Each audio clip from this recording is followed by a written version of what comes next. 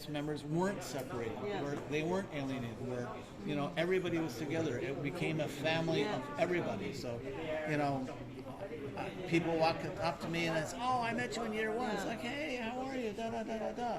It's not like, oh, thank you very much. Okay, bye.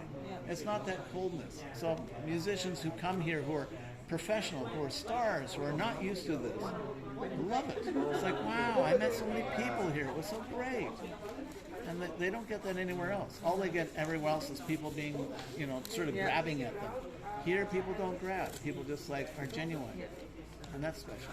You reminded me of what we had at the Rainforest World Music Festival when you shared about the jamming and the workshop. Yeah. It's a great to see you guys. Yep. So what have you you came here to start off the Rainforest Music Festival? Say that again. I just got distracted. Yeah. So the thing is, this festival started by you, in a sense. So you have your what they call target achievement for this particular festival. See, I don't think that way. I had no target achievements.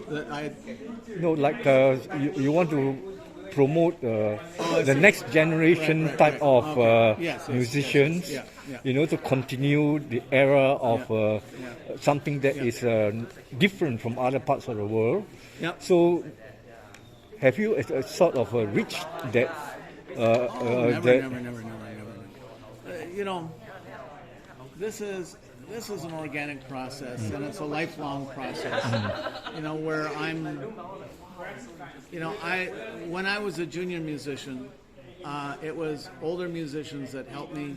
You know, they gave me advice, they gave me a start, they gave me inspiration, they brought me in the fold, they would, you know, wrap their arm around me and pull me onto stage and pull me up and do that. And we pass that on from generation to generation. It's, you know, as a senior musician, it's my privilege, not my duty, but my privilege and my joy to find a young musician who inspires me and gets me excited, reminds me of when I was that young, and that I can see what their future is, and I want to make it as easy for them as I can. So I help them here, I help them there, I help them make the next step. And that's it's a pleasure and excitement for me. But it's, you know, that was me, you know, 50 years ago. You know, that was who I was, and so I want to help me. And so that's the sense of this. You know, when I came here, I saw such incredible music, and it's like, people need to hear this. People need to experience this. And I saw a local musician and said, well, you could be international, but there's things you need to know. I could go and teach you, but there's too many of you.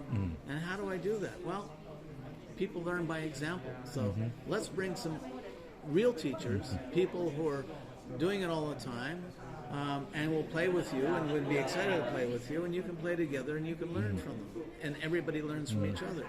So it was the kind of situation I wanted everybody to be excited. I wanted everybody to learn something, everybody to help each other, and to be excited doing that. And now it's the same thing where I'm training new artistic directors. These are phenomenal artists in their own right. Now I'm giving them another aspect of their personality.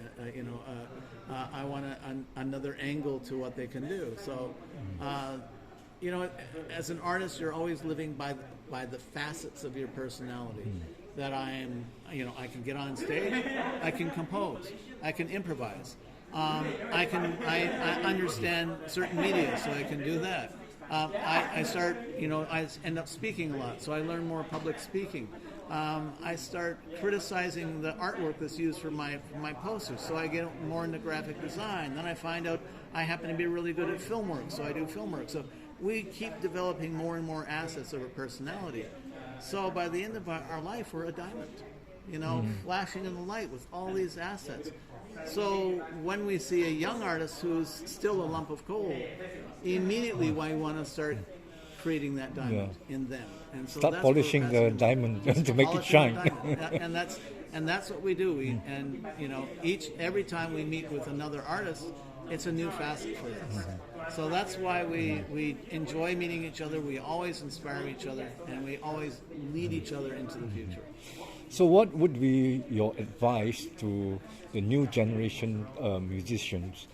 You know, to sort of bringing them up to a sort of international level. You know, it's to pay attention, to be aware. People do stuff on stage for a reason, and there's I guess, you know, I do a lot of mentorship workshops. So one of the things I say is there's 5 arts. The art of playing your instrument. That's what we all learn at first. The second thing you need to do is learn the art of performance, because performing is not the same as playing your instrument. You need to learn what performance is, and that's a whole set of skills.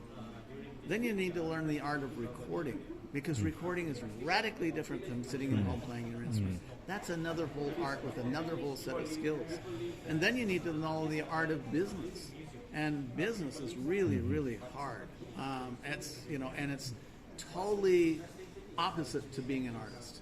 So to being an artist and then being a businessman, they don't really work. And so as an artist, you have to develop that business side to be able to survive. And then the other, what I think is another art, is just the art